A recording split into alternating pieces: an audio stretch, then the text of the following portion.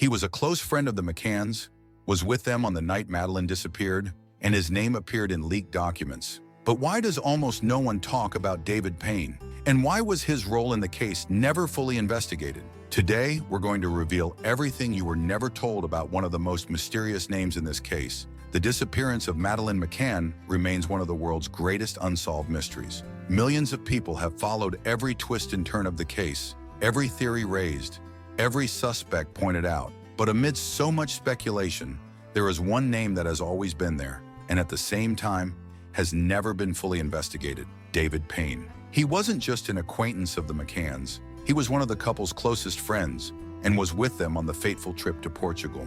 More than that, he was one of the last to see Madeleine alive. But why, after so many years, does almost no one talk about him? How did someone so close to the events remain practically untouchable by the investigation? The press followed leads, speculated about possible suspects, and analyzed every detail of the McCann's behavior and the police team. But what about David Payne? What were his actions that night? What did he tell the investigators? And what exactly was ignored in his testimony? Today, we will bring to light information that was left aside, old testimonies, forgotten documents, and details that may change the way you view this case. If you think you know everything about Madeleine McCann, maybe it's because no one has told you this part of the story. What no one expected was that David Payne was mentioned in leaked investigation documents in a way that never received due attention. A detail that went unnoticed for years is a statement given by a British doctor, Katerina Gaspar, who made a shocking accusation about Payne. According to her, he made disturbing comments about children during a casual conversation with Jerry McCann. What makes this even stranger is that the Gaspars only realized the relevance of this information after Madeleine's disappearance. If this accusation existed, why was there never a deeper investigation into David Payne's background? Why didn't the police treat him as a relevant suspect, considering he was one of the last to see Madeleine? And there's another detail. David Payne went to the McCann's apartment that night, shortly before the girl went missing. His own testimony about that moment presents inconsistencies when compared to Kate McCann's testimony. The timings don't match, the descriptions are different, and his visit was never fully clarified. If the McCanns themselves had their actions thoroughly analyzed and questioned, why wasn't the same rigor applied to Payne? The McCann case is full of holes, but this might be one of the most disturbing. Could the investigation's mistake have been precisely ignoring the wrong person?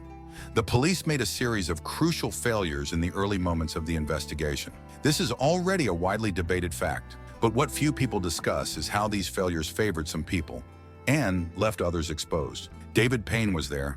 He was involved in the McCann's inner circle. He saw Madeleine in the final hours before her disappearance. So why did the investigation's focus always go in other directions? There are some possible answers to this. One is that media pressure caused the police to follow the wrong leads, while others were forgotten. Another possibility is that Payne had influential connections, which may have diverted attention away from him. And then there's an even more alarming fact. Payne was part of the public defense campaign for the McCanns, appearing alongside them several times. This could have been just a gesture of support, or it could have been something much bigger.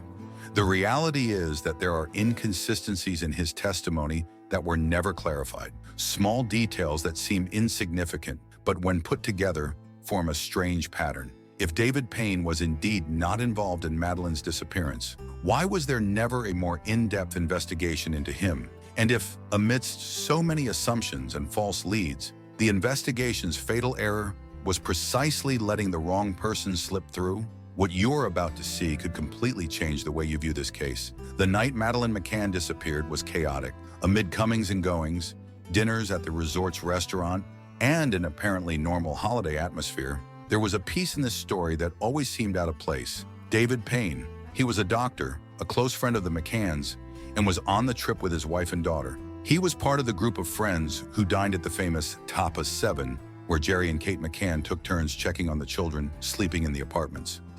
But there's a detail that Madeleine alive, and his account of that night simply doesn't match Kate McCann's. According to Payne, he was at the McCann's apartment shortly before the disappearance. He said he found Kate relaxed, calm, playing with Madeleine and the siblings. However, Kate told a completely different version. For her, that moment was brief, nothing special. So who was wrong? And more importantly, why was this detail so ignored in the investigation? The McCanns became the focus of the press, the police, and public opinion. But Payne, who was there involved, was practically sidelined. This doesn't mean he did anything, but why was he never questioned with the same intensity? And there's something even stranger. Years later, an alarming testimony surfaced. A witness claimed that David Payne had made disturbing comments about children, something that, at the time, was not taken seriously. But when this information was disclosed, the lingering question was, if these accusations were known, why did no one investigate Payne thoroughly? What seemed to be just another detail turned into a hole in the investigation. And this hole might hide more than we imagine. Now imagine the impact of this. You're investigating the disappearance of a child and receive a statement about someone who, besides being directly connected to the family, has suspicions raised against them. The expected reaction would be to deepen this line of investigation, right? But that never happened. David Payne continued his life, giving few interviews and appearing alongside the McCanns when media pressure increased. He seemed untouchable, but why? Did he have connections that prevented a tougher investigation? Did the police ignore these leads by mistake or for something bigger? And then, more contradictions emerged. During the reconstruction of that night's steps, Payne was mentioned several times, but never as a central piece. He would have been part of the group that saw Madeleine for the last time and was close to the apartment shortly before the disappearance. But his name almost never appeared as one of the most relevant suspects. And there's another detail that still sparks debate today.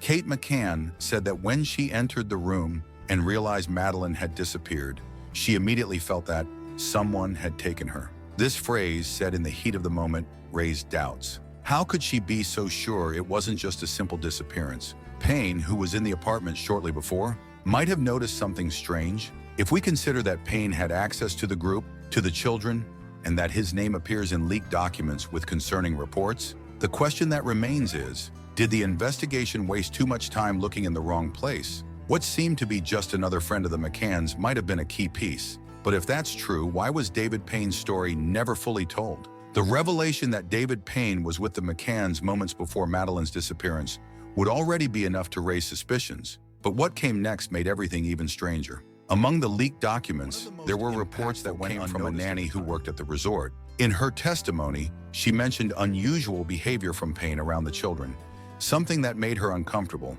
She didn't report anything concrete, but her tone in the interview was clear. Something didn't seem right. And then the most obvious question arises. Why was this account ignored? At the time, the Portuguese police faced immense pressure to find Madeleine, and every detail of the investigation seemed to be directed at the girl's parents. The media, obsessed with Kate and Jerry McCann's behavior, practically ignored the other members of the group. But there's a detail that makes everything even more unsettling. Payne wasn't just a close friend of the family, but someone with some influence in the group. He was one of the trip's organizers and was directly involved in the McCann's inner circle.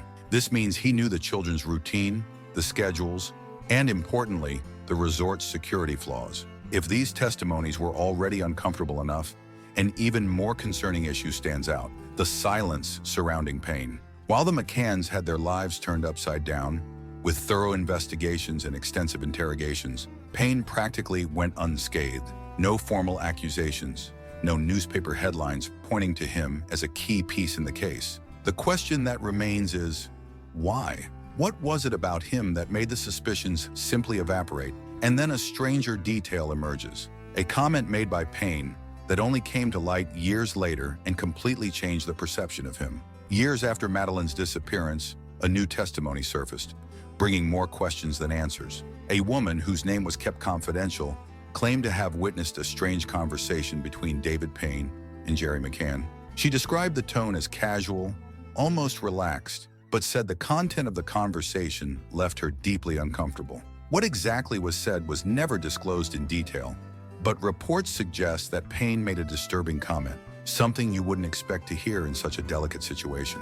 The problem? This testimony, like so many others, was never given due attention by the police. And this is where things get even more suspicious. Over the years, various aspects of the McCann case have been widely discussed, investigated, and exposed to the public. However, David Payne remained practically an untouched piece of this puzzle. British police never treated him as a relevant suspect. No newspaper conducted in-depth investigations into his role on the night of the disappearance. He continued his life normally, while doubts surrounding his name were left aside.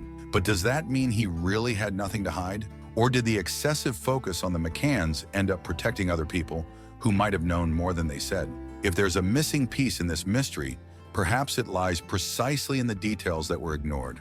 David Payne was there, saw Madeleine that night, and was part of the final hours before her disappearance. But to this day, no one has truly investigated what he knows. And what if that answer is closer than we think? For years, David Payne's name remained a shadow in the history of Madeleine McCann's disappearance. While all attention was focused on the girl's parents, as theories and accusations piled up against them, Payne continued his life practically untouched. But does that really mean he has nothing to hide? The leaked documents over the years brought information that cannot be simply ignored.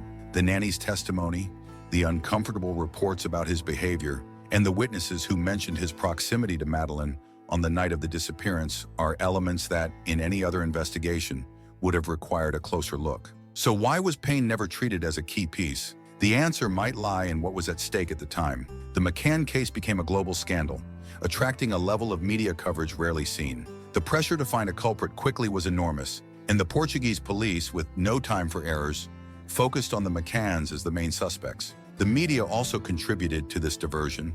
TV programs, newspapers, and magazines were interested in selling the most dramatic story possible. And the idea that the parents themselves might have something to do with their daughter's disappearance was much more impactful than investigating a close family friend, a respected doctor. But what if today's advanced technology could change that? In recent years, new forensic techniques, such as behavioral pattern analysis and artificial intelligence applied to investigations, have provided answers to long-closed cases. If this technology were applied to the McCann case, could Payne continue to be just a supporting character? Or would his role in the story have protected secrets that, over time, have been forgotten? But the truth has a strange way of emerging when least expected. If the police had taken a different path at the time, would we be closer today to knowing what happened to Madeleine McCann? If witnesses hadn't been ignored, if certain questions had been asked, could the outcome of this story have been different? The issue at hand is not just about David Payne, but about how investigations can be compromised by external influence, whether from the media, public opinion, or police errors. Cases like this show the danger of hasty conclusions and the lack of a truly impartial investigation.